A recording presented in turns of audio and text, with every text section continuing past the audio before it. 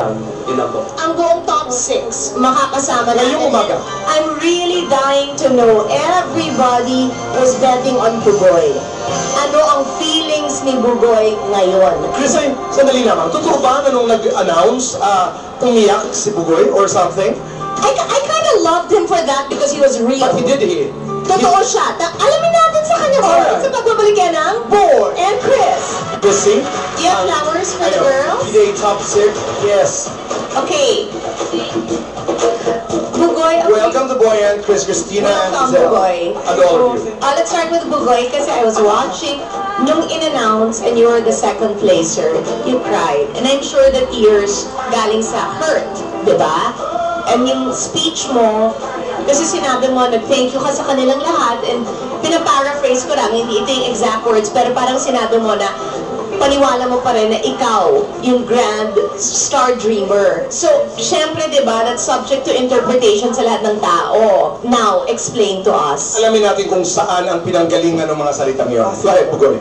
Sa puso ko po talaga, Grand Star Dreamer po ako. Lahat po kami, Grand Star Dreamer. Kasi makapasok lang po sa academy, kahit yung expelled scholar, Grand Star Dreamer po yung. Kasi ang laking achievement po ng narating na to, kahit hindi man pa ako pinalad na maging Grand Star Dreamer, lahat po kasi kami Grand Star Dreamer. Hindi ko po sinasabi na sila Ani hindi po, kasi deserving din po siyang maging Grand Star Dreamer.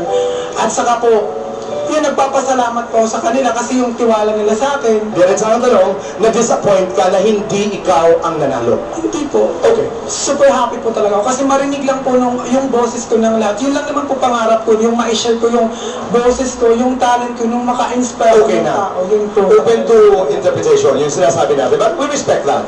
Okay, may mga surprises kami para sa iyo. Tawagin po natin, would you like to read them? Baby James, Miana Gilon, Elmer Gilon, and Marilyn, your tita. Hi, kami! Magandang umaga. Pasok po kayo. Kaya nanay at kay tatay ako magtatanong kasi magulang din po ako. Kayo na hurt. Yung totoo. Medyo. Ay, hindi. Hindi ako. Happy na rin kayo.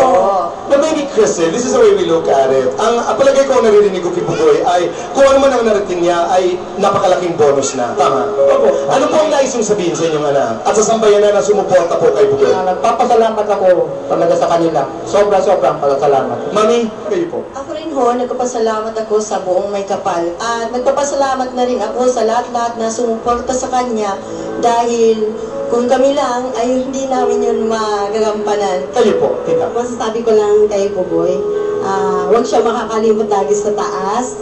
Yung ugali niya, sana panatiliin niyang galon, yung mabait. Huwag niyang kalilimutan yung mga taong tumulong sa kanya. That's right. Exactly. At saka yung mga taong sumusuporta sa kanya at patuloy na susuporta sa kanya. Why are you crying now? That's true. Ba't ka naiyak, Bugoy? Bakit? Happy lang po. Masaya ka? Kasi, why are you happy? Hindi ko po kasi inaakala na dating ordinaryong tao. Pag once na nangarap ka, yun. Magkakatotoo. Opo. Binuksan na yung pintuan para sa'yo. Kailangan na lang, lalo mong paghusayan. Ako naman ang dating sa akin ay ordinaryong tao, taga-probinsya, taga-Bicol, magkapitbayan tayo, nangarap, hindi mo inakala na magkakatotoo ang iyong pangarap. Hindi ba? Okay. Sino sa inyo magaling kumanta? Mami, Dapat daddy. merong representative. Sabay kayong dalawa.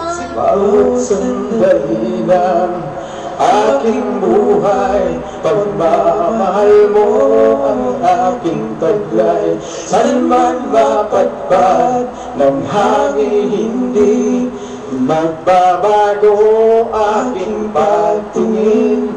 Pangako natin sa May Kapal, tayo lamang sa habang buhay. Daddy, Maghintay. can I manage you? Pwede bang, sister? Alam ko ng boses mo. At saka Daddy, buo, ah. Okay. napaka-solid ang loob. Ito na po.